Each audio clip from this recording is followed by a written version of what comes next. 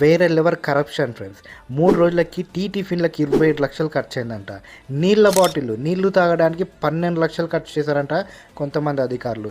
ఇది ఎక్కడ జరిగిందంటే గుజరాత్‌లోని రాజ్‌కోట్ చెరువు దగ్గర అక్రమ కట్టడాలను కూల్చడానికంటూ అధికారులు అక్కడికి వెళ్లారు. ఈ కట్టడాలను కూల్చడానికి 3 రోజులు సమయం పట్టిందంట. ఈ 3 రోజులకు సంబంధించిన బిల్లులు చూస్తే షాక్ అవ్వాల్సిందే. జస్ట్ వాటర్ తాగడానికి వీళ్ళు 12 లక్షలు ఖర్చు చేశారంట. టిఫిన్‌లకు 25 లక్షలు ఖర్చయిందంట. అక్కడ కూల్చే సమయంలో తీసే ఫోటోలు, వీడియోల కోసం అంటూ 22 లక్షల వరకు ఖర్చయిందంట. ఓవరాల్‌గా ఇవన్నీ కూల్చడానికి 3 రోజులకి 3 కోట్లు ఖర్చయిందంట ఈ అధికారులకు. నిజంగా పేదవాళ్ళు ఇల్లు కూల్చడానికి వెళ్ళిన వీళ్ళు అదే పేదవాళ్ళ ట్యాక్స్ డబ్బు నుంచి ఇంతలా కరప్షన్ చేస్తారా? 3 కోట్లు ఖర్చు అవ్వడేంటి 3 రోజులకు అన్నట్టుగా షాక్ అవుతున్నారు. వీళ్ళపైన విచారణ జరుగుతుంది. ఏదేమైనా ఇలాంటి విషయాల గురించి ప్రజలు ఎందుకు పట్టించుకోరంటారు? ఇది బయటకు వచ్చింది కాబట్టి తెలిసింది. ఇలా బయటికి కాకుండా ప్రజల సొమ్మును ఎంతమంది అధికారులు దోచుకుంటున్నారంటారు?